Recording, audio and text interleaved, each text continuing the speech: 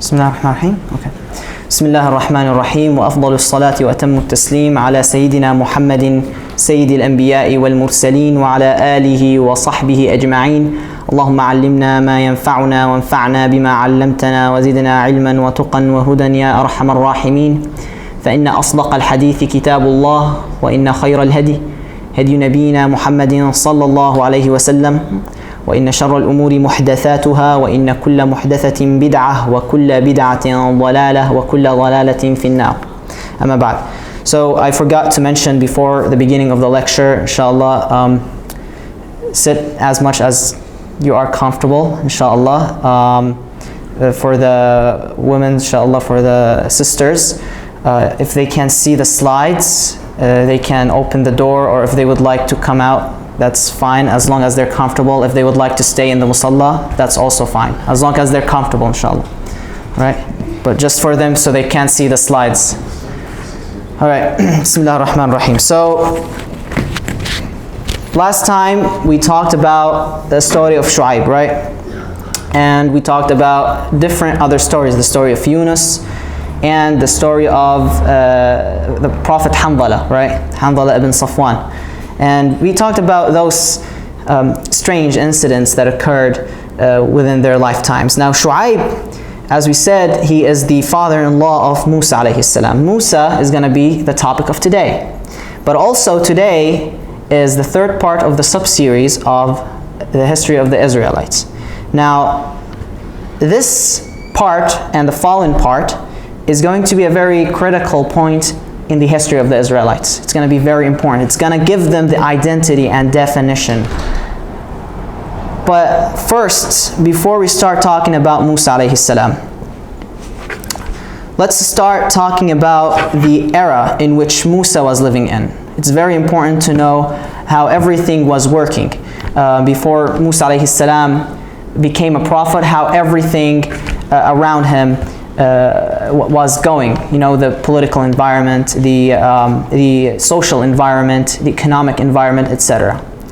So during that time, which I presume was around 1000 and 1500 BC, I think, it was during the era of the new kingdom of Egypt, or the empire of Egypt, as historians like to say. And the ruling dynasty was the 19th ruling dynasty of Egypt. The 19th ruling dynasty of Egypt, of the new kingdom. And I believe it started with Ahmose the First. And this kingdom was very glorious during that time. It was the most strongest empire on earth, the world power basically. And all other kingdoms feared it. And they had a rival empire in the north, in modern day Turkey. They were known as the Hittiyin in Arabic, or the Hittites in English. These people were Indo-European. They were not Semites, or what do you call them? They're not Turks, of course. They're not Greek. They are an Indo-European race, but they're not Greek or Semites or Turks. And the Egyptians, the ones that were ruling back then, they were the Copts, not Semites either, right? Because for a long time, Egypt has been ruled by Semites. They were ruled by the Hyksos specifically, and the Amorites, in which Hajar alayhi salam belonged to. Okay, but these people who were ruling the 19th dynasty, they were Copts. They were actual Egyptians who descend from Misraim, as we saw in the Tree of Nations. Misraim, who is a descendant of what was his name? Ham ibn Nuh. During all of this, there was the king Seti the First, a king of the Egyptian Empire. Now this man was very glorious. People really loved him, and they also loved his family to death. They would sacrifice themselves for him and his family, literally. And they loved his child. His child, his name is Ramses II, Ramses Athani. Right? And Seti, he would grab his child, and then he would tell all the servants to put on the crown for him, and to make him wear the best of his clothes. And he asked the palace to gather all the most beautiful women for him so he can marry them.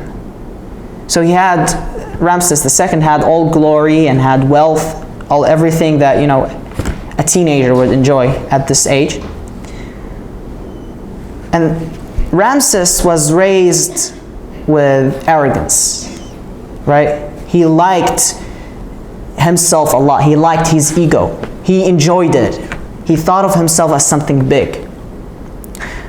But the religion of Egypt back then still forced him to believe in different gods and follow different gods. Yes, he thinks himself, he's an absolute being. He has a lot of ego, all right? He maybe thinks of himself as a god, but he still needed to worship other gods, all right?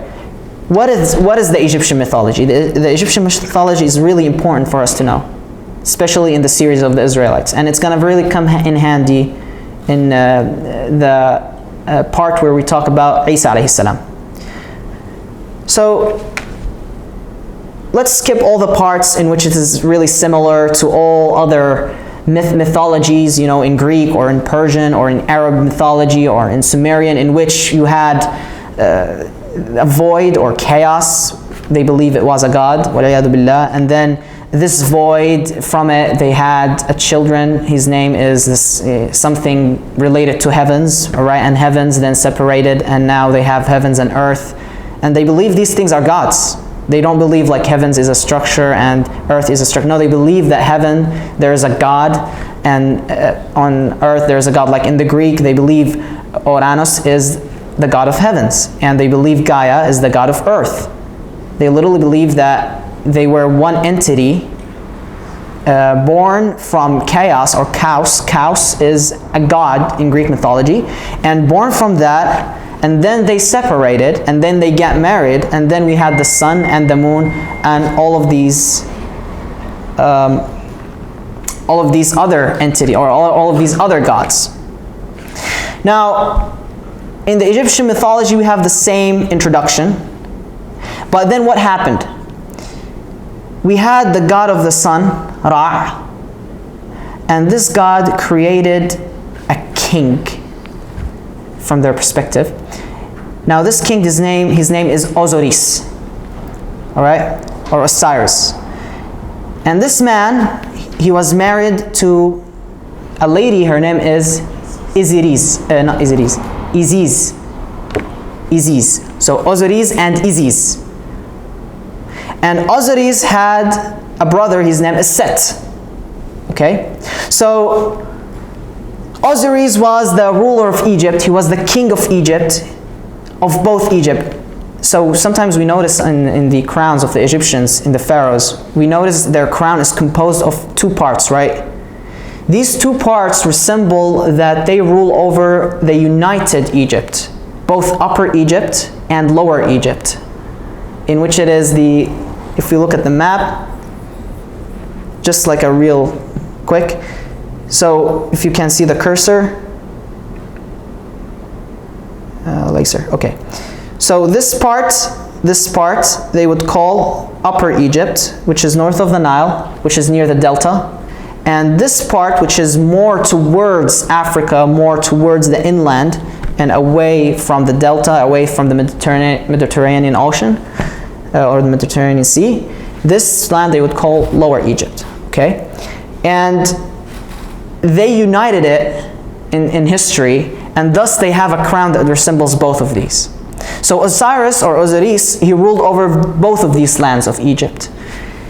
But Set, he was very jealous of his brother, right?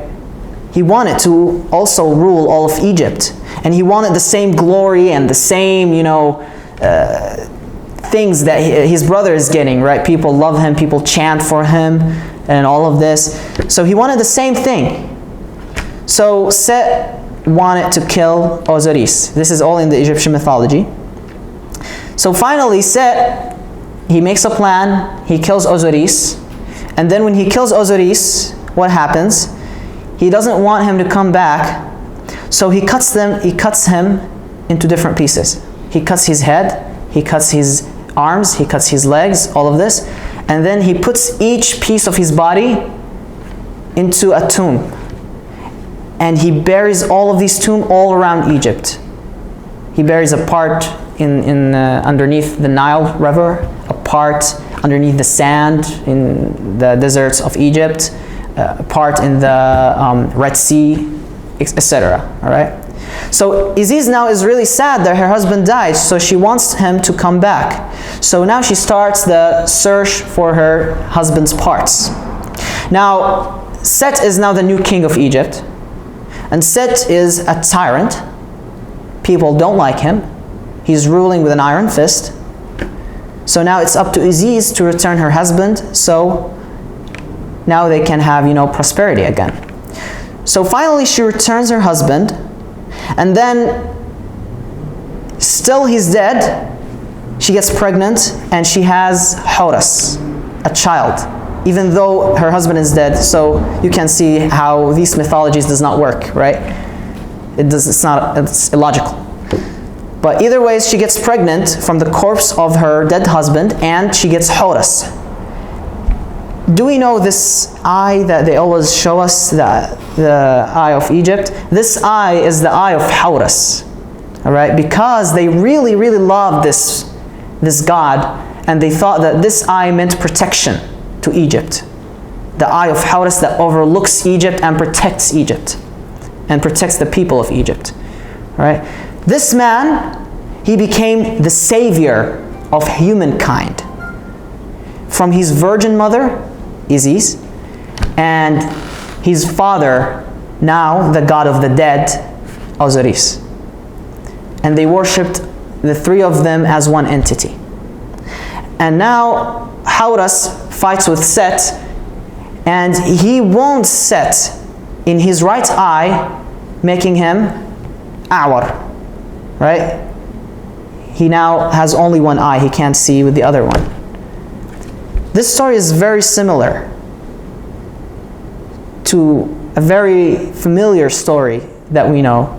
And inshallah, we're going to encounter in the future. This Egyptian mythology, put it in your mind, it's really going to come in handy, inshallah, in the future. Right?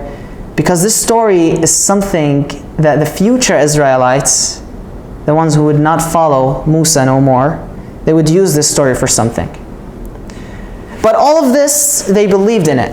The Egyptians, all of these mythologies, they believed in it. They believed Horus is God, Isis is God, Osiris is God, Ra is God, etc. And then gods started apparently to, I think, have divisions, right? So we have different gods now. We have Amun, not Akhenaten, Amun, Atkon, different type of gods.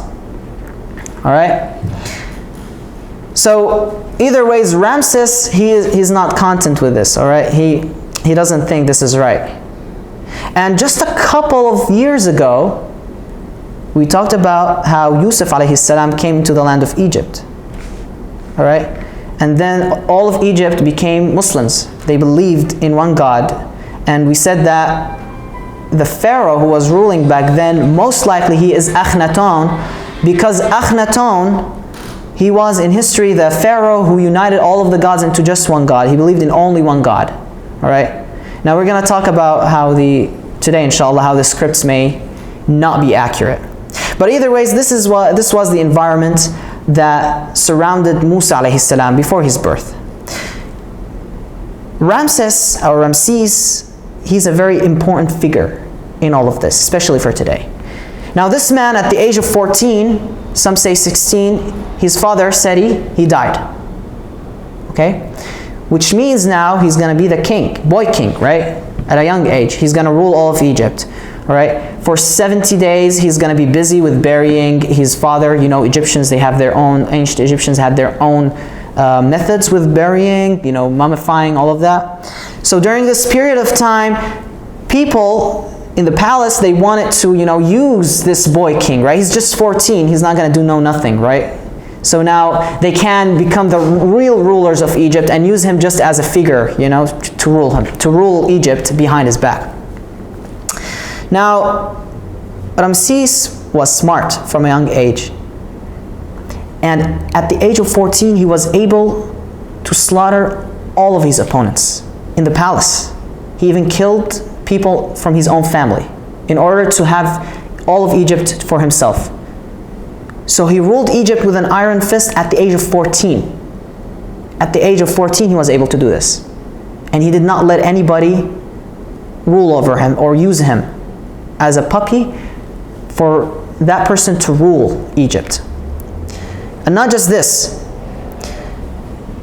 the 19th dynasty's dream was to eliminate the Hittites. They wanted to get rid of the Hittites, the Hittiyin. And they wanted to take over Syria and Palestine, Jordan, Lebanon, the Levant, Asham, Bilad Asham, and they wanted to take over Turkey and rule all of this land. All right? And they wanted to unite all of these kingdoms into one kingdom. This boy's story is really similar to a story of another king who came before him, isn't it? When we talked about An-Namrud. They have the same background, the same story. A person who's ignorant, he's from a very strong ruling dynasty. Ramses, he grew up, all of his men feared him, everybody feared him. He was a true tyrant. So then he wanted to get rid of those Hittites, right? The Hittiyin. So he made a very glorious battle. Till this day in history, it's one of the greatest battles. You'll see why. This battle is known as Ma'rakat Qadish, the Battle of Qadish. Qadish is a town today near, I think, the province of Hama in Syria, modern day Syria. It's close to the river Asi, Nahar al-Asi. And there in Aleppo, just north of that, stationed the king of the Hittiyin, Hittites. All right. So this king, he was trying to play with the nerves of Ramses, the pharaoh, and he was always trying to tease him, right? Like, you're weak, you're not gonna be able to destroy me. I have a strong army. So Ramses is like, okay, I'm done with this. I'm gonna show you my true strength. I'm gonna show you who is the 14 years old king who was able to control all of Egypt and eliminate all of his opponents. So he grabbed a huge army and he divided it into 4 groups. Each group he named it after a god in order to reflect to the Egyptians that this battle now it is blessed by the gods. So whoever goes against it, he's going against the gods of Egypt. Right? So he's using propaganda to brainwash his people. Now he's progressing towards Syria. He's coming near Aleppo. He finds 2 men from the Hittites, and then he takes them as prisoners, and then he asks them, "Where's your king?" So they say, "Our king is scared of you, you great king. You're the great king of the kings of all of the earth. Everybody's scared from you." He's now in Aleppo in his palace shaking. So the pharaoh, said, of course, right? Like, he's now full of arrogance. He thinks, yes, now he's gonna win this battle. As he gets close to Qadish, the town of Qadish, he is surprised that those 2 prisoners, they were actually spies, intentionally sent to him, so they can trick him thinking that the enemy is scared of him. But in fact, the enemy was waiting for him. So he was surprised. And he was really arrogant that he went with only 1 group of the 4 groups of his army. And he left the 3 others behind. So he was not strategically smart with this. So they surrounded him in the battle. All right? So all of his men fled. The whole army fled. Everybody thought, we have no chance. We're surrounded. All right? They're going to kill us. So it's either our lives or we die. All right? Either we save our lives or we just going to die in the battle. For what? For nothing. For just an arrogant king. But this man, he was really brave.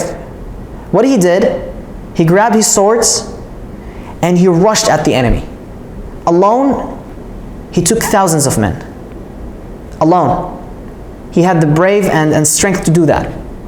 The king of the Hittites, all right, he was really surprised and shook when he saw this. How can one man do this? How much brave he is. And he won the battle. When his army saw this, they became really encouraged. and they joined the battle and they won the battle. A very decisive victory in history. One of the greatest battles in history. All right, most glorious ones. And he won against the Hethys. And he destroyed their empire. And Syria and Turkey was annexed to the empire of Egypt. Ramses II is known in the history of Egypt or ancient Egypt as the greatest pharaoh of all time. Now all of this glory, this victory in this battle, it was all given to him by Allah subhanahu wa ta'ala. We can see the same pattern with Namrud. Namrud was given the same glory and he ruled all over the known world back then. Now Ramses, the same thing is going on with him. He's becoming the king of all the known world. Allah subhanahu wa ta'ala is giving him a lot of strength, right? Because all of this is going to be used as an evidence against him by Allah subhanahu wa ta'ala. When Allah subhanahu wa ta'ala gives you something, that does not mean, you know, you should just discard Allah subhanahu wa ta'ala and all of his teachings. No, you got to think about why is he giving you all of this. This is an evidence that you're able to worship him and able to follow his path and the path he set to you. Because Ramses, he owns a lot of things. He's the most strongest man in the world, right? The strongest man in the world. So he has no excuses not to follow the path of Allah subhanahu wa ta'ala. So that was the story of the Pharaoh of Egypt and the environment of Egypt. What about the Israelites? What has come of them? All right. So we talked about how Yusuf alayhi salam, he became the first vizier of Egypt. Basically, like today saying he's the prime minister of Egypt. All right. So he's just the second man after the Pharaoh. And because of this, he was able to get all of the Israelites, all of his 12 brothers, into Egypt, and his father and his family. His 12 brothers lived in Egypt, and him, and they had children, and they had descendants, so they became tribes. The 12 tribes of Israel. Why are they called that? Because Yaqub alayhi salam, his other name was Israel. We talked about it in the previous lecture. So they lived in Egypt, and then the 19th dynasty took over after the 18th dynasty, and the Israelites were great allies of the 18th dynasty. So they gave them a land east of the Delta Nile. And this land is known as Jasan. Right? And they lived there, and who remained from the 18th dynasty, they lived there with them. But the 19th dynasty, Ramses, he really disliked these guys. He thought of them as traitors, right? Because they fought against the dynasty of his family. So he enslaved the Israelites. He put them into slavery. And he used them to construct his new capital of Egypt, known as Per-Ramses. Per-Ramses. The capital was Thebes, Taiba. I believe it is today Luxor. And then it was moved northwards into the city of Memphis. In Arabic, I think it's known as Menaf. And then he constructed his capital, Per-Ramses. And he did not treat him right. He murdered their children. He raped their women. He stole their money. He did not treat them right. They were oppressed. So what's the next thing to happen is that the Israelites, they have been passed since Ibrahim, that a descendant of Ibrahim, he's going to come in Egypt. He's going to be born in Egypt, and there's going to be a tyrant king, and he is the one to take down this tyrant. Now, the ruling dynasty of Egypt and the ruling elite of Egypt, you know, the princes and all of the people who are close to the king of Egypt, all of them knew about this, all right, and they started thinking about this. Some of them thought, well, you know, it's Yusuf, right?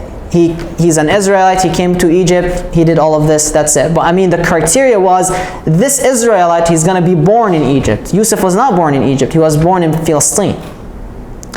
So, one night, Ramses was sleeping, and he witnessed a dream in which a flame came over from Al-Quds and took down and tore down his throne, burned down his throne, killing him. He woke up very scared, and he grabbed all of the people who were, you know, of knowledge of how to interpret dreams, and they told him, there is a boy from the Israelites, he's going to be born in the next 10 years, and this man is going to be the reason you're going to be dethroned. He's going to kill you. He's not going to kill you, he's going to be the reason you're going to be killed. All right? So now the Pharaoh, he is very anxious, right? He's very annoyed. All right? So he orders each year all of the children of the Israelites to be killed. Any child who's going to be born, kill him for the next 10 years. They kept doing that for the next 10 years, but then the Copts, the people of Egypt, they approached the Pharaoh, Ramses, and they said, well, if we keep doing that, the elders are going to die, they're not going to have new males, we're going to only live with the female, we can't enslave the female, all right?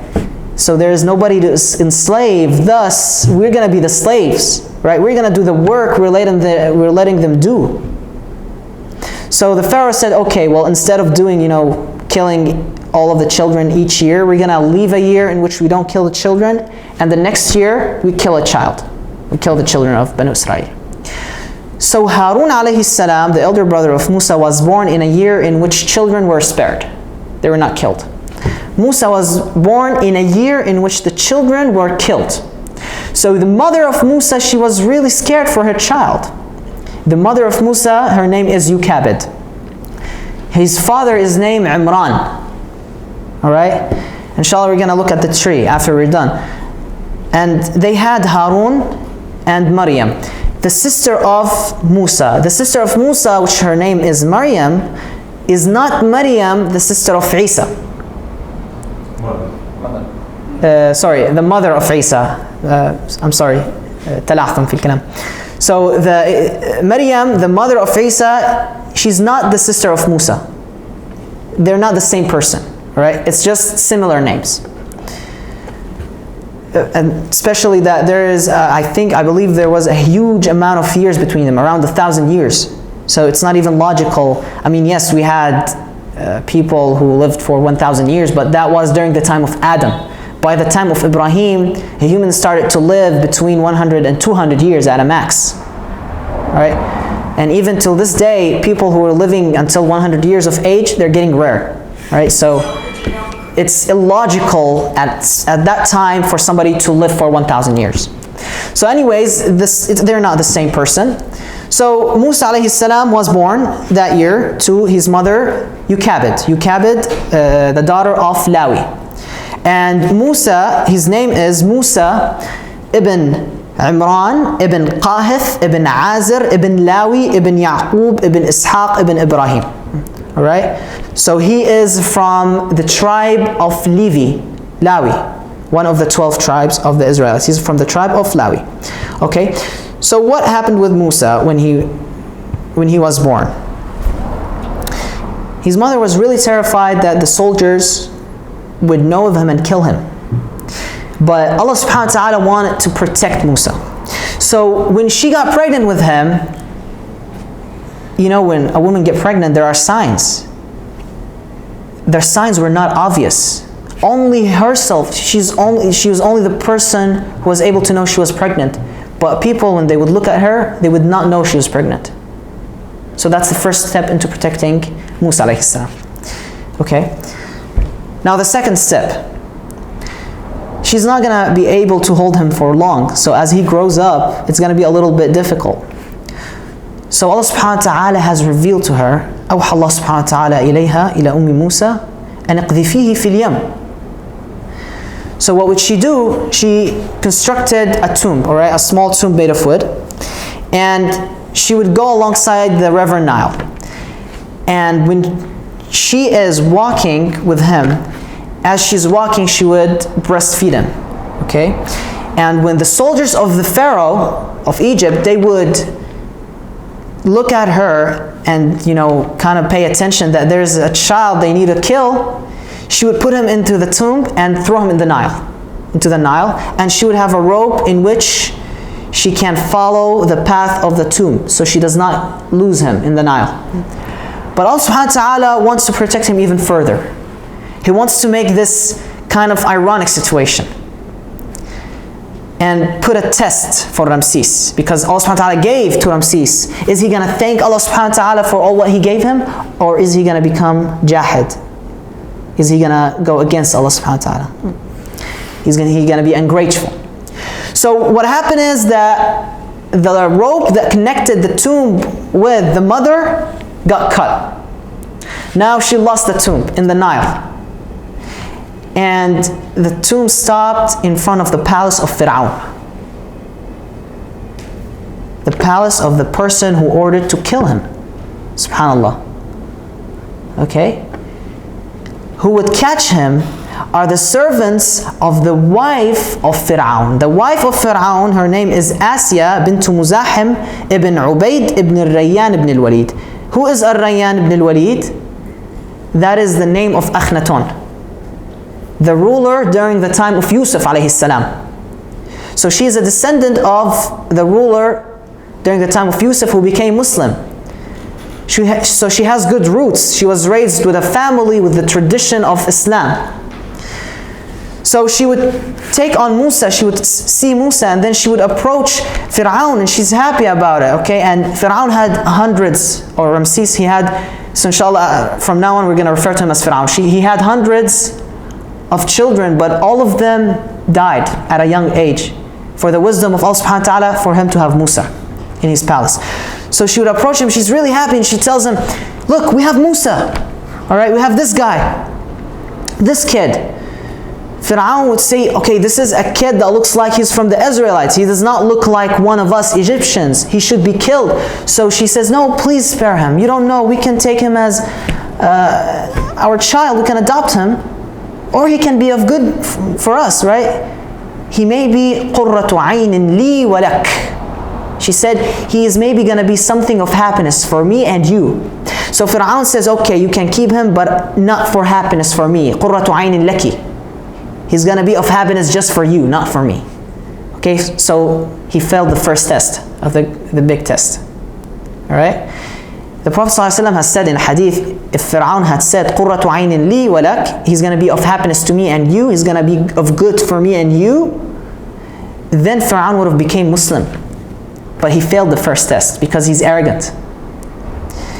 So Musa alayhi salam was raised in the palace of the person who ordered to kill him, subhanallah. That is the second kind of protection from Allah subhanahu wa ta'ala. Okay, now the person who ordered to kill him, he's not going to kill him because he's going to raise him.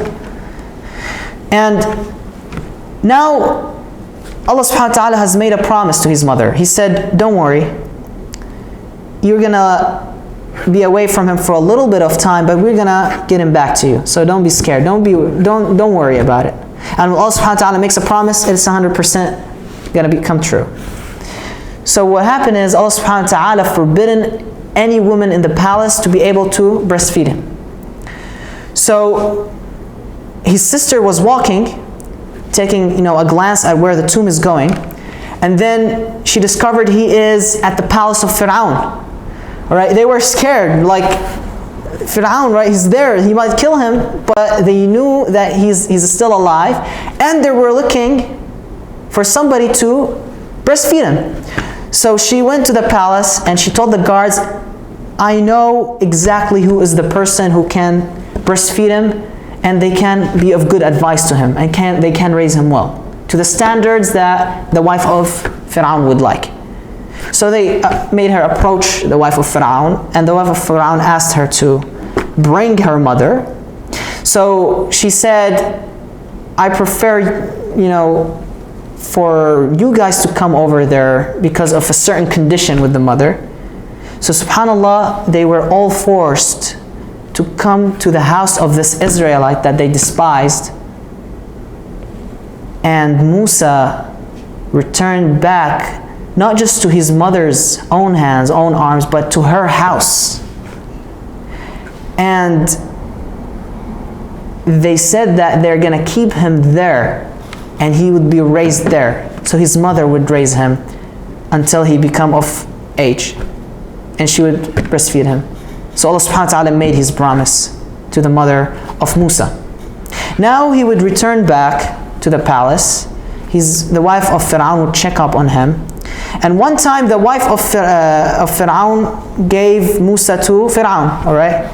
And you know, little babies are really cute, right? So Fir'aun, even though he has a lot of arrogance, all of that, he could not resist this cute face, right? This cute little baby face, all right? So he would look at the baby face and he's like, okay, I mean, you're cute, all right? Okay, so he starts playing with him. But then Musa grabs his beard and he pulls it, okay?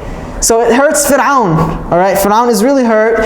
So he's like, oh, kill him, all right? Just kill him. Like, how dare you do this to me, little baby? Kill you, I'll kill you, all right? So Asya goes to him and she says, like, are you out of your mind? He's just a little baby. He does not understand that this is going to hurt you. He did not do it intentionally, all right? So he says, all right, if he's a little baby, we're going to do a little test. So as you can see, arrogance gets you to a point where you just stop thinking, all right? You just stop thinking.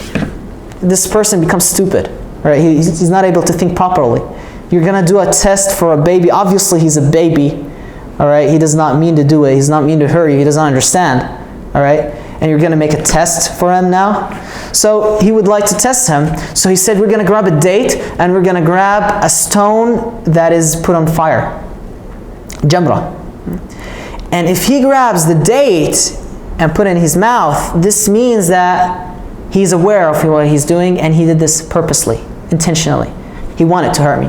And if he grabs the stone, then he did this unintentionally, and I'm going to spare him. All right? Can you see how ridiculous this is?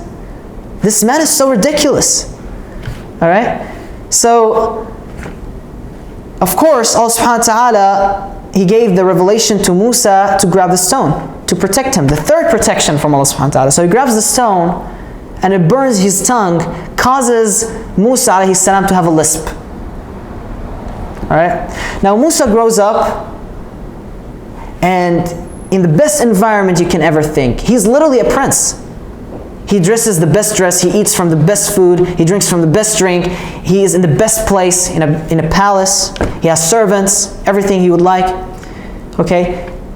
Yet, Allah subhanahu wa ta'ala is still preparing him for the destiny he is. Yet, he was a person of kind heart. Otherwise, Allah subhanahu wa ta'ala would have not chosen him. Again, the Prophet ﷺ said that Allah subhanahu wa ta'ala looked at the hearts of all of his worshippers, and then he found out that the Prophet ﷺ had the most pure heart, so he chose him as the best creature, and he chose him as a prophet. And then comes after him all of the prophets, thus includes Musa alayhi salam. So Musa would have a pure heart. This is why Allah subhanahu wa ta'ala chose him. Now Musa alayhi salam, because he likes justice, he grew up, and then he was walking in the streets of Egypt, right? I was going to say the streets of Cairo, but Cairo did not exist back then. He was walking in the streets of Memphis, let's say, the capital of Egypt back then. And he saw an Israelite, هذا من شيعته, as Allah subhanahu wa ta'ala says in the Quran. This man belongs to his own people, all right? He's an Israelite. And a Coptic, Qibti, an Egyptian. And they were fighting, so the Israelite called Musa and he said, you know, come and do justice. And of course, justice or the right was with the Israelite. The Egyptian was the person who was wrong. Otherwise, Musa would have not stood with the Israelite. So Musa wanted to just like slightly, you know, punch the man in his stomach, just like to, you know, tell him like you did something wrong, you should not do that. But Musa alayhi salam, he was a strong man. He had a strong body, he had muscles, all right? And all the prophets, by the way, all of them are of strength. I don't know why we always get the picture that, you know, they're weak and all of that. Yes, because they get tortured, but we have, I think, a saying, I'm not 100% of its accuracy of how it is structured, but in which it says in Arabic that if you are a man of strength and you forgive, that is the best situation, that's the best case. Because you're able to hurt the person, yet you forgive. For instance, the Prophet ﷺ, yes, he has been tortured for years, but the Prophet ﷺ, he's never killed a man in his life. Only one man during a war. During a war, it was a battle, And then the Prophet ﷺ, he threw an arrow. And the arrow hit the man. And everybody was very shocked with what happened. The man was shaking hysterically. He was shaking. His body was shaking. And they asked him, what's wrong? What? Like, it's just, an arrow. We've never seen somebody hit by an arrow shaken like that. And they said, you don't understand the pain. The arrow hit me as if it was 1,000 men hitting me with an arrow. The strength of the Prophet ﷺ hitting one arrow, it was like 1,000 men hitting this arrow. The force of 1,000 men. Sallallahu ala Sayyidina Muhammad sallallahu alayhi wa sallam. So Musa alayhi salam was the same. He was of strength. He was a strong man. So just a slight punch killed the Egyptian. Just made him fall down and he died. He did not intentionally kill him. So Musa was scared, all right? And he fled the scene. He was staring like to the right and to the left, right, looking for people if they were following him. So the next day, he would approach the city and he would see the same Israelite, and the same Israelite is like, hey, come over. I'm having a fight with the Coptic.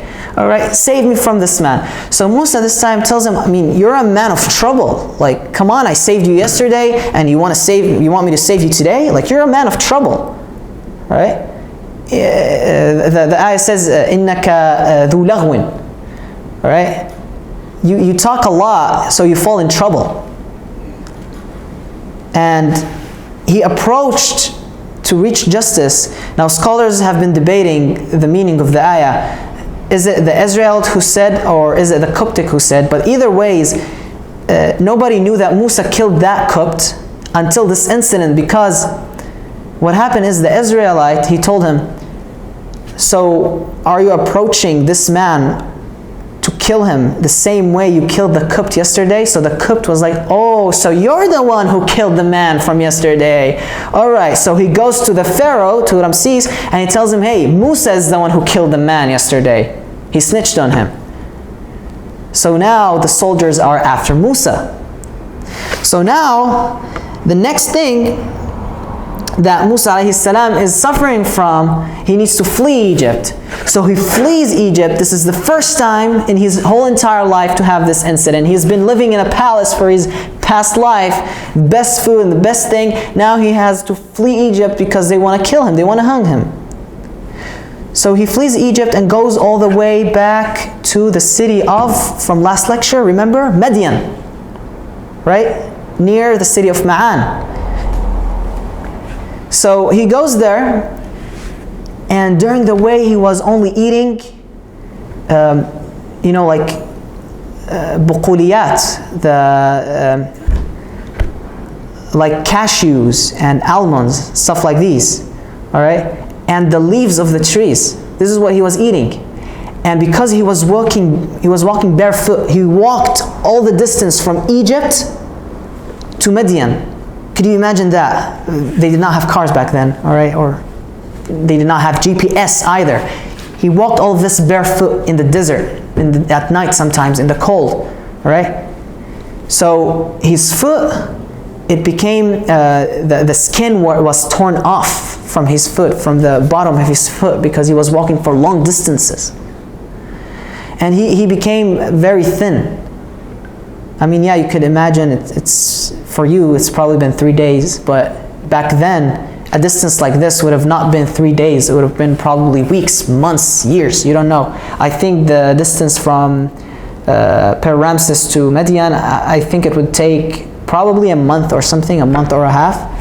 I'm trying to measure the same distance in Syria, walking barefoot from Jerusalem to Damascus, but I presume it's like a month or a half. So he was probably walking a month and a half barefoot with no resources and utilities.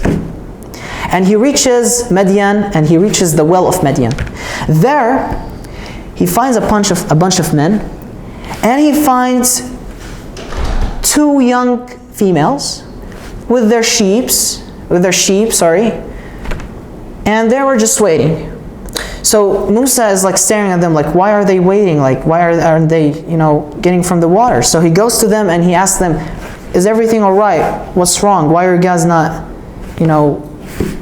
drinking from the water, from the well? So they say, you can see we're 2 young females, and you can see there are a lot of males there. We can't, approach that. They were of good manners and morals, so they did not, want to, go to the men and be like, okay, like they're gonna act tough and all of that. No, they had what you call in Arabic istihya, right? Haya. They had shyness, a little bit of shyness, right, and security. And they told him, and our father, he's an old man, he's an elderly man, he's not able to, come over here and, go down the well, grab the bucket, and, feed all of the sheep and all of that. So Musa told them, all right, don't worry. And you can see his pure heart here. He said, don't worry, all right, you guys rest, I'll take care of this. So there was a rock on the way, and he was able to lift this rock. And this rock, it needed 10 men to lift it. He was able to lift it only by himself. And then he grabbed the bucket, he filled the water, he was able to put aside all the men, and he fed all of the sheep. And then he went to the 2 females, and then he gave them what they needed, and went back beneath a tree and sat there. That's it. The job is done. He's not, gonna flirt. He's not gonna say something. That's it. Manners, good manners. So the 2 females, they went back to the man, to the elderly man, who's Shu'aib, alayhi salam, the man we talked about, the prophet we talked about last week. And they told their father of what happened, because Shu'aib, he saw that his 2 daughters came over with a huge amount of buckets, something they've never usually done. So he said, well, there's something unusual here. So they told him, yeah, well, there's that, kind man, qawiyyun amin, all right? He's man of strength and he's with honesty. So Shu'aib alayhi salam said, go to that man and tell him to come over here. So Musa comes over with the 2 women, and she wanted to go in front of him, and he goes behind her, but Musa said, no. You go behind me, and I'll go in front of you while we're walking. And if I'm not going the right path, grab some little stones and hit me with it, so I know we're in the wrong path. Why did he do this? Because if he was walking behind her, she would have not felt secure, right? He's a strange man after all, right? What if he did something to her? But now walking in front of her, he's telling her, I'm not going to do anything, all right? I'm walking the path, you're behind me, it's kind of hard. She can't get away easily if he's even thinking about doing anything. So he gave her security, good manners. Again, he's a prophet, right? Musa alayhi salam, with a pure heart. This is why he was chosen. So he reaches Shu'aib. Shu'aib asks him, what's up? What's going on? And he tells him his whole story and how he fled. So Shu'aib, he says, لا بأس لقد فلحت من القوم الظالمين. لقد نفدت من القوم الظالمين بالمعنى العامي. You are able to escape from those who are unjust. And now you're not in their state. You're not in their empire. So you're safe here. So his little daughter, Safura, if you remember the name, she tells Shu'aib, her father, she says, استأجره فإن خير من استأجرت القوي الأمين. Right? Make him your servant, make him work for you. All right? And the best man you would make him work for you is a man of strength and honesty. So Shu'aib asks her, how did you know he's of strength and honesty? She said, well, he lifted a rock that only 10 men were able to do so. And when we walked, he never talked a single word with me. And he made me walk behind him. He's a man of manners and honesty.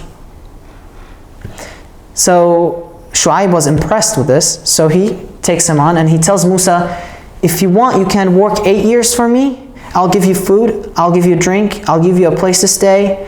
And when you're done with this, you can marry my daughter. You can choose either of my daughters and marry them. Right? And if you work 10 years for me, that's good. That's a generous thing you would do. So the Prophet ﷺ was asked For how long Musa did the work for Shu'aib? And he said, أَتَمَّهُنْ وَأَكْمَلَهُنْ. Right? The best of them, which means he worked 10 years. Right? Because he's a man of manners, again. Right?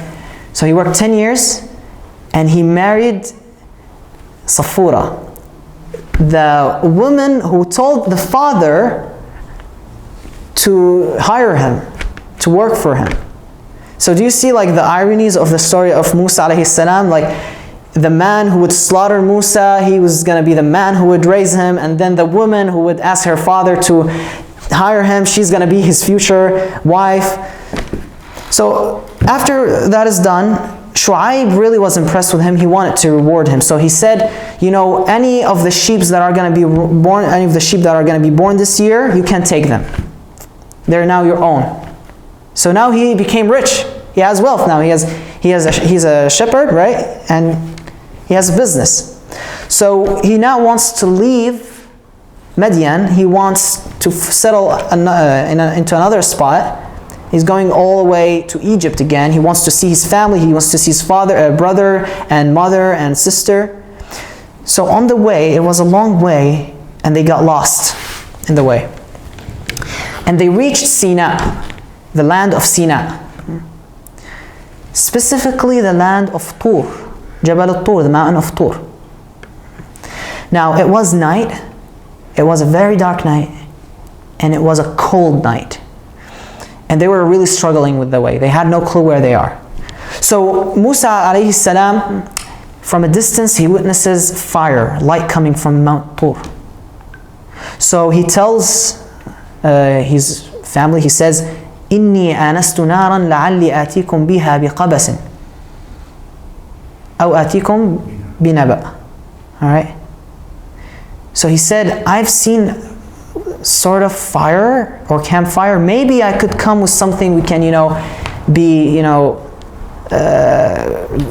warm with, or maybe somebody to guide us with the way. Hopefully something positive. So he goes to the mountain, and he's seen the incident that shook him. It was a tree, and the flames was eating the tree. However, the leaves were not being burnt. And instead of it getting burnt, the flames were acting as a sort of fuel for the tree to grow even more. So the trees, the green leaves were growing more green, and they were growing more. So Musa ﷺ was staring at this, and he was really shocked at this incident. This is unnatural. All right? So then he hears from heavens. And I want you to imagine this. This is very strong. A sound, a voice from heavens. Ya Musa, اخلع عليك إنك بالوادي المقدس طوى. Musa, take off your shoes. You are in the holy valley of Tuwa. Musa is scared. He's like, who's that? Who's talking to me? Who's this? Inni ana rabbuka. Inni ana rabbuka. Allah subhanahu wa ta'ala is speaking with him. Imagine this. It's very strong. Imagine Allah subhanahu wa ta'ala is talking to you. The voice you're hearing is the voice of Allah subhanahu wa ta'ala.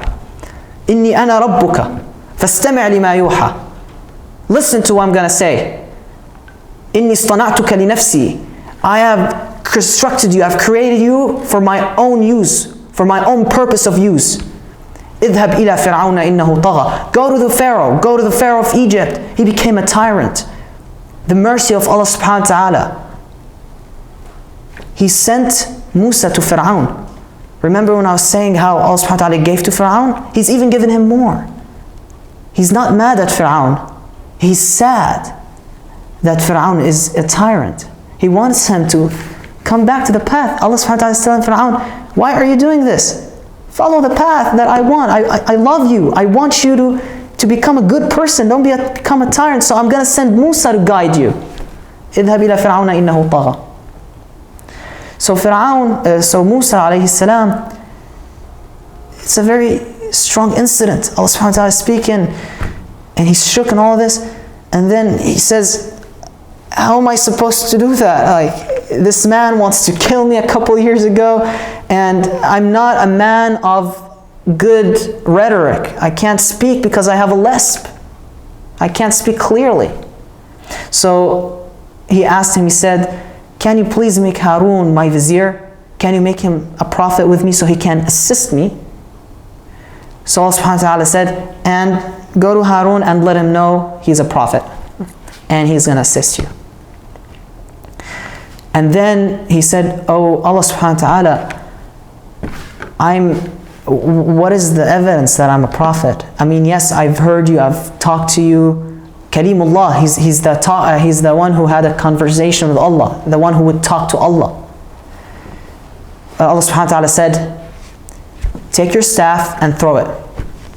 And now the staff of Musa, it is said that Adam alayhi salam, when he descended from heavens into earth, Allah subhanahu wa ta'ala gave him a bunch of things. It was said that one of the things he was given, the staff of Musa, the ring of Sulaiman, the black stone that is in Mecca, and a sphere. And I'm going to talk about this inshallah after I tell you the incident of Musa. But that these things are from heavens. So Allah subhanahu wa ta'ala said, the staff to him, throw your staff. And Musa threw his staff, and the staff became a large snake. And some say that the snake actually had legs and hands. And it had a long neck. So Musa was scared. So Allah subhanahu wa ta'ala said, don't be scared. It's not going to hurt you. And he said, take it back. He took it back, it turned back into a staff.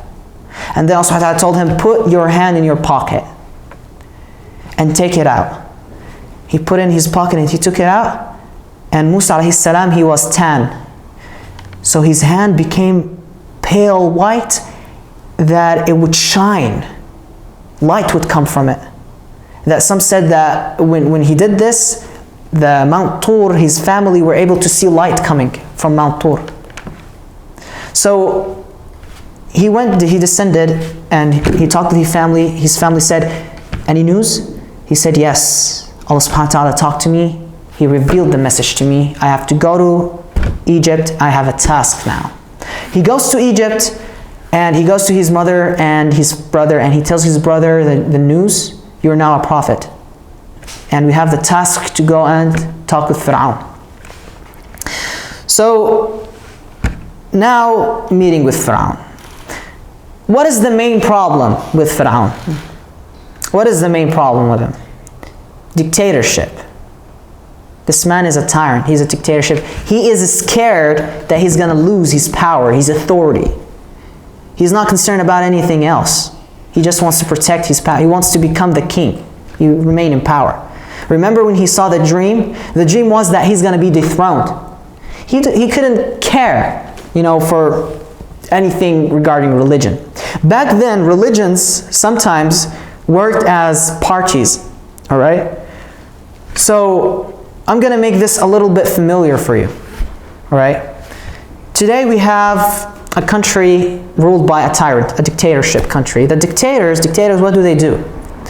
They control state media, and they start to build a cult of personality in which he is the hero, he's the savior of this nation, all right? So now he's sort of like a god. Some nations don't explicitly say that, but nations like North Korea, for instance, they literally believe that the leader of North Korea, he's a god. They believe that he's a god, they worship him. And whoever does not worship him, it's a big problem there. And they terrorize people. They put them in jail if you don't follow this ideology. There's only one ideology in this dictatorship country. In Pharaoh's Egypt, in the Ramses Egypt, only one ideology. The ideology is, I am the god, Ramses. He thinks he's the god. You have to follow this. And any other opinion should be suppressed, should be killed. Because this is dangerous for the throne. Right? This makes danger for my throne. So now, imagine this.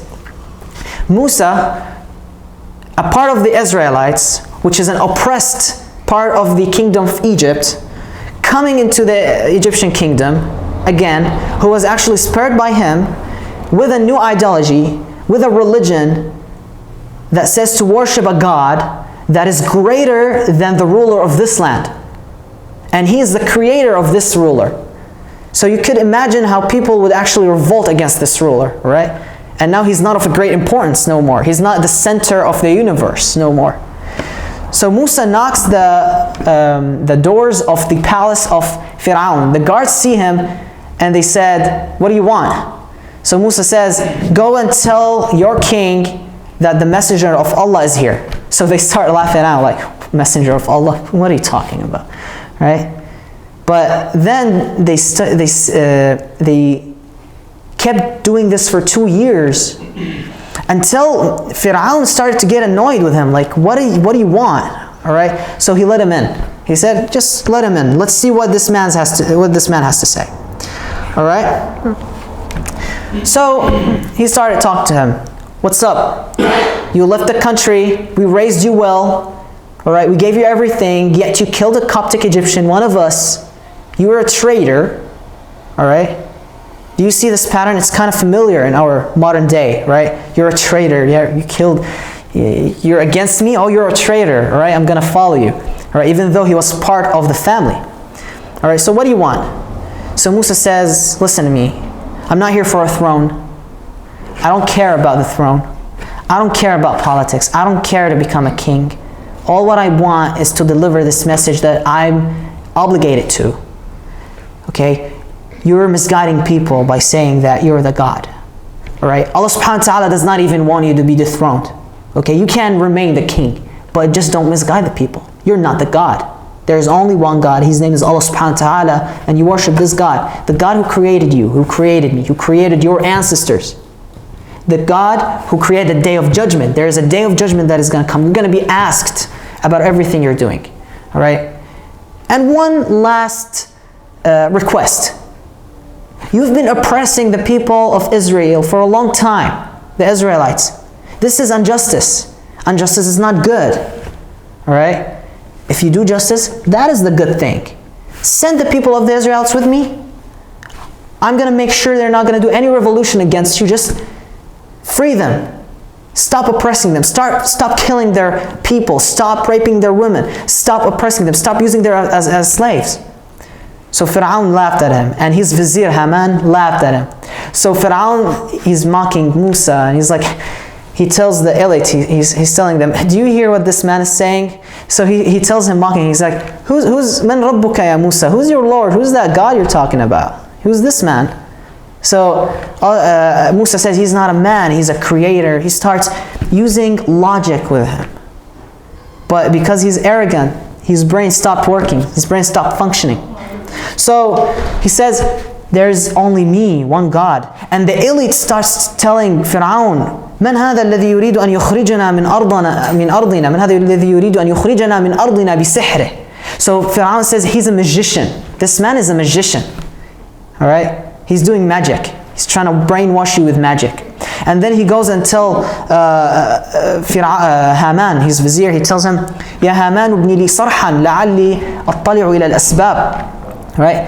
Go and build a great building for me that reaches the sky, reaches the heavens. I may look and see, where is that God of Musa? Where is this man? Where is that God of Musa? All right? So this is why Allah subhanahu wa ta'ala describes him as Fir'aun dhil awtad, because he built great structures, very long structures. So Musa says, let's make a date between me and you. One day, all right, and I'll prove for you that I'm not a magician and I'm not lying. I'll prove it for you. I have evidence. So Fir'aun says, do you have evidence? Okay, present it to me. So he said, موعدكم يوم الزينة. The day of your festival, we're gonna all gather all the elites, gather all of the people of Egypt, all right? And I'm not scared. Do it in the morning. Don't do it at night. No, I want everybody to witness this. So Fir'aun thinks he's going to win. So he grabs, some people said it's 70,000 of the best magicians of Egypt. 70,000. Some people said 40,000. All right? All of them would gather on that day. And then they would all mock him. And then the magicians would say, if we won, to Fir'aun, they would say, if we won, would we have a high level, a high rank for you? And he said, yes, and you will be from the one who are close to me. وَإِنَّكُمْ مِنَ الْمُقَرَّبِينَ. So they go and tell Musa, they tell Musa, do you want to start first, or do you want me to start first? Do you want us to start first? So Musa says, no, you go and start first. So at this point, they throw their staffs, and they had ropes. So they did a trick in which they would mix a zitbaq, which is a chemical element, with the staff and the ropes and shake it in a manner that would look like they were snakes. So when this happened, people were scared and they were like, oh my God, look what happened. And then they said, see, this is magic. This is exactly what he did, right? And Musa got a little bit scared. So Allah subhanahu wa ta'ala reveals to him and tells him, don't be scared. It's all right. Okay, just throw your staff and everything is going to be all right. So he throws his staff, and at this point, everybody was terrified, even the magicians. And the snake, the staff turned into a snake, and that snake ate all of the magicians' staffs. Here, the magicians were shocked. They knew this is not magic. This is absolutely not magic. And they bowed down, and they said, we believe in the God of Musa and Harun. We believe in the God that Musa is telling us. So he had 70,000 people believing in him, and a bunch of different people witnessing this, and they started believing in it. Remember the dictatorship model we had? Here it comes again. Fir'aun said, very logically, very stupid, he says, how can you take this decision of changing your religion without consulting me first? Why do I have to consult you? I have my own free will, right? I can follow whatever religion I want. Why do I have to consult you? And he says, you know what? Because you did this, all right? لَأُصَلِّبَنَّكُمْ لَأُقَطِّعَنَّ أَيْدِيَكُمْ وَأَرْجُلَكُمْ مِنْ خِلَافٍ وَلَأُصَلِّبَنَّكُمْ فِي جُذُوعِ النَّخْلِ. I will cut your hands and legs opposingly. So he would cut the left and the right leg, the left hand and the right leg, and then the right hand and the left leg, and then he would crucify them at the trees until they die, and he would let the lions eat their corpses. Look how what do you call it? Such a beast he is. How brutal he is. And not just this. By the way, remember when I was talking earlier about the accuracy of the scripts we know from Egypt? Now pharaohs, they were not necessarily, they did not like democracy too much. They were dictators, democracy too much. So, do you know how they controlled state media? Do you know how we control state media if there's a dictatorship now? So the news, we have some, weird news that are not really realistic. This is exactly what they did, especially at the era of Ramses. This is why we don't have a general mention of an incident like this, because if this was carved into the stones, the people who would come after, they would believe in the religion of Musa, and Ramses is not going to be the god, right? So he started to alter reality, and he turned to the people of Egypt and he said, did you see what happened to those magicians? Anybody who thinks about following the religion of Musa, this is their fate. So now the people of Egypt, even though they're convinced with what they see, they're convinced that the God of Musa is like the religion of Musa and there's only one God and all of that, but now they're scared. And today we have same incidents, by the way. They're scared, they can't follow the right path. But again, there's a lot of ironic things in the story of Musa. There was the cousin of Fir'aun, he saw this and he was convinced. All right? And then there was like a meeting, between them. And then he told Fir'aun, this man makes sense, right? Like what's been happening and the hand thing and all of that. And Fir'aun said, what are you saying? Like, are you going against me now? And he says, no, but he's not asking much. So, what is his fate? Brutal fate again. He was made as an example. His wife, his own wife, Asiya bint Muzahim, she believed in Musa. Same fate.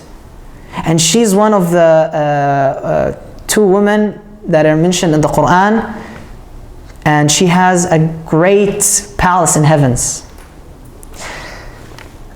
Do we know the story of Nashitat Fir'aun? The woman who was the hairdresser of the daughter of Fir'aun.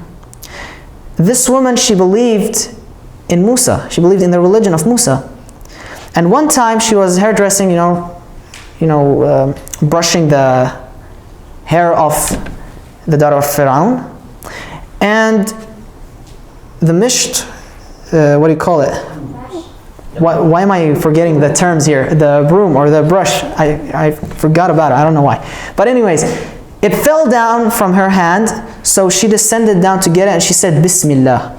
So the daughter, she's never heard about this before, so she says, what does that mean? So she said, oh, this is something that Musa has taught us.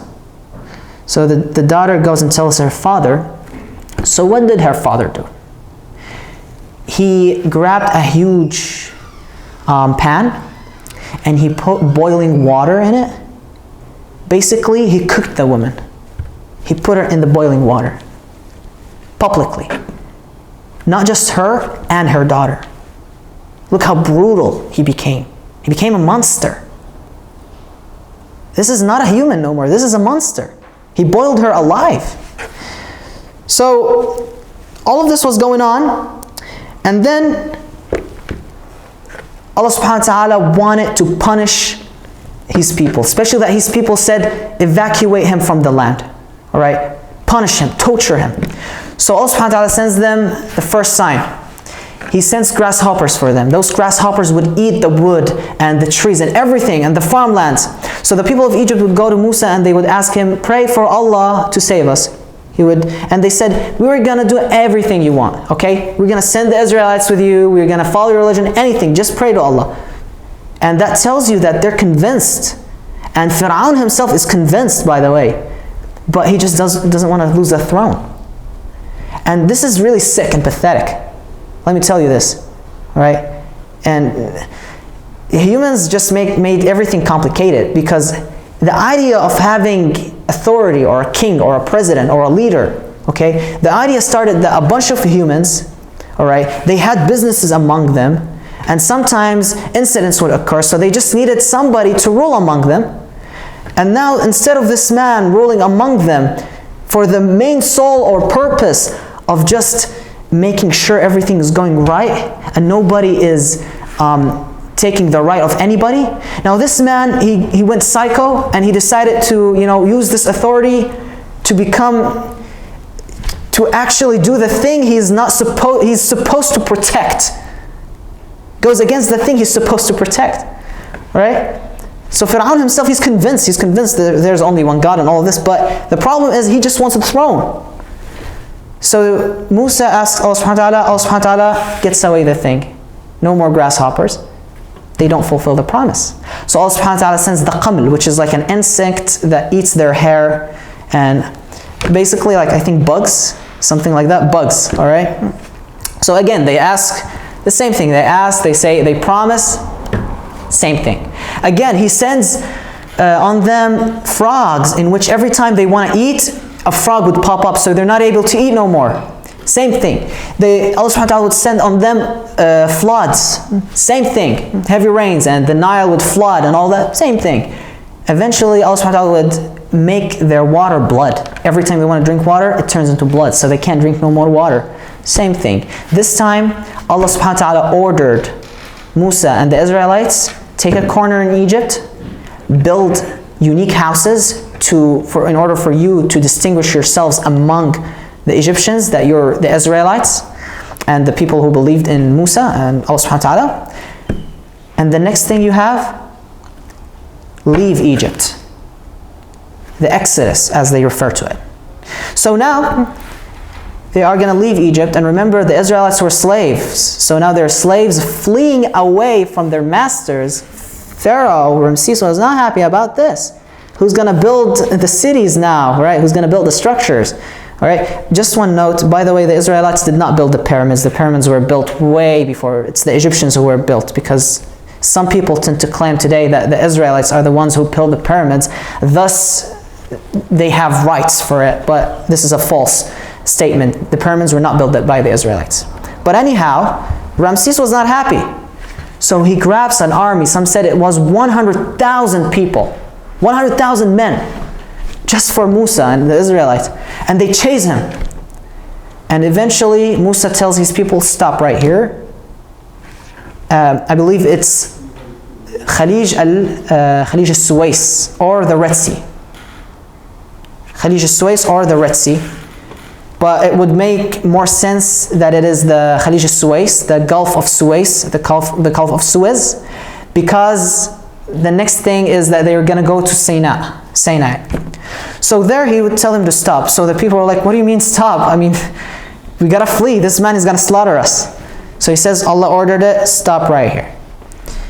So they stop, and with him is a man, he's named Yusha ibn Nun, and with him is a man, he's named As-Samiri.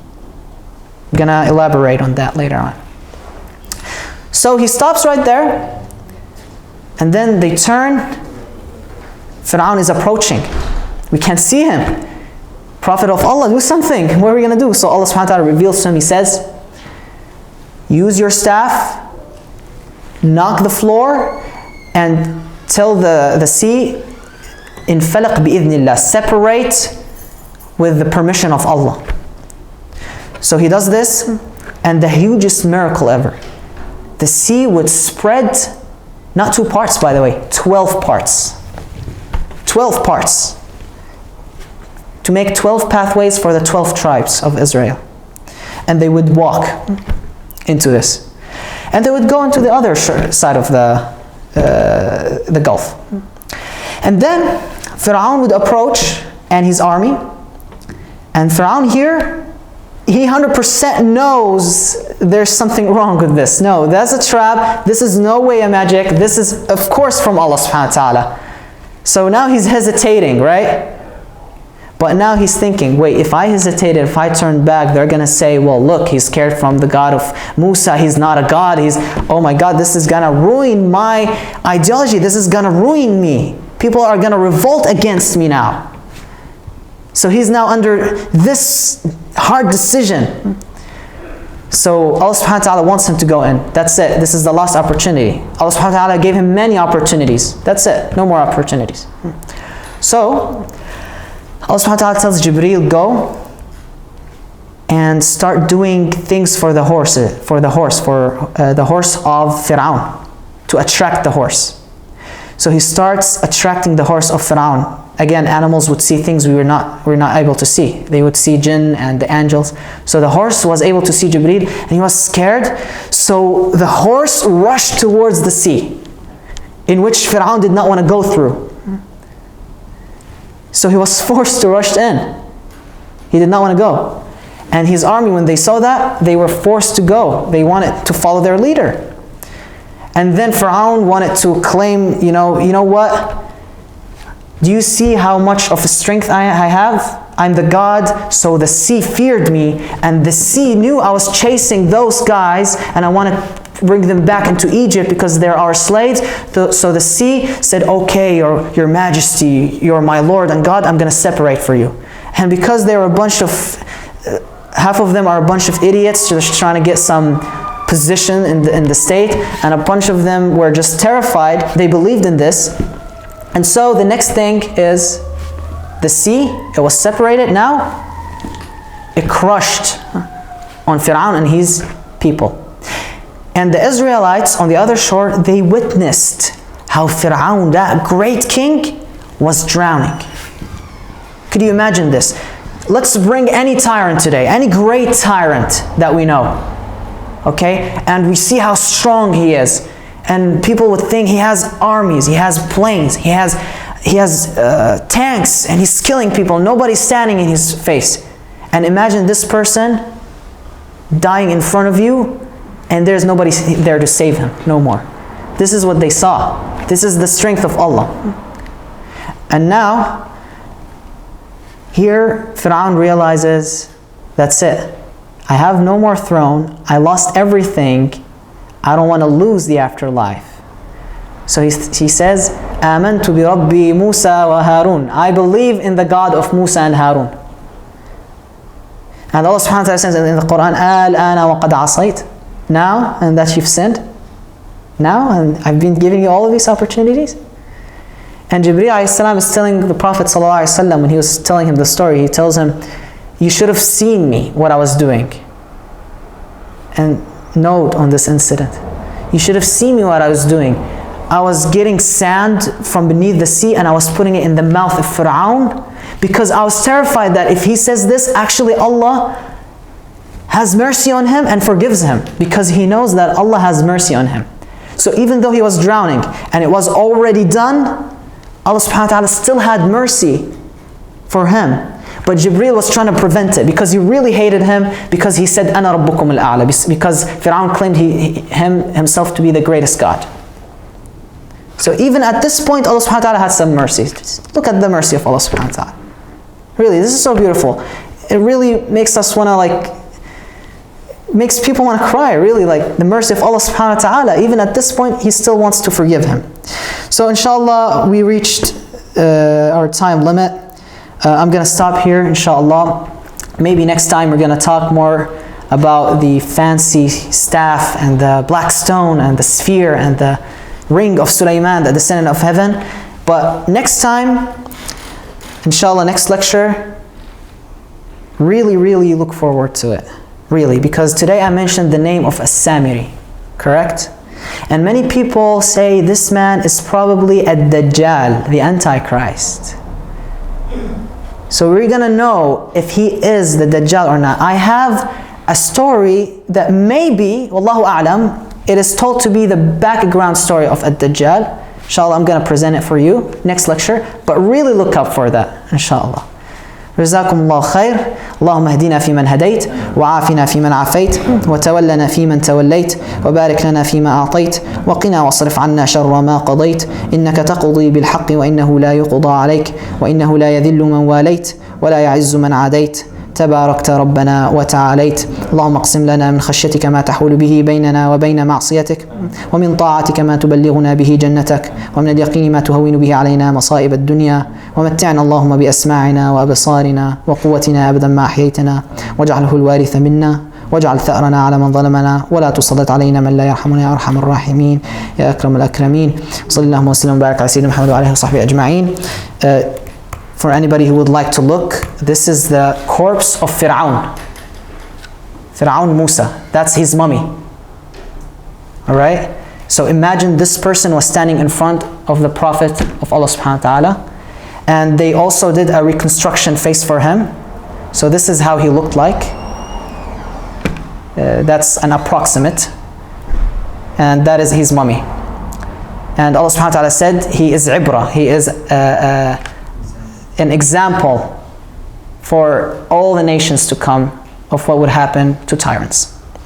Right? So really think about this when you see this, inshallah. And the last thing I would like to say, inshallah, please make dua for our people in Palestine at this time and for all the people all around the world. We have heard the news, what's going on.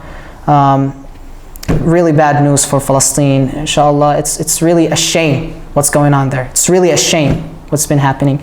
So please make dua for our brothers and sisters in Palestine, and always remember Palestine, inshallah, is in our hearts, and our soul is Jerusalem, inshallah. Assalamu alaikum.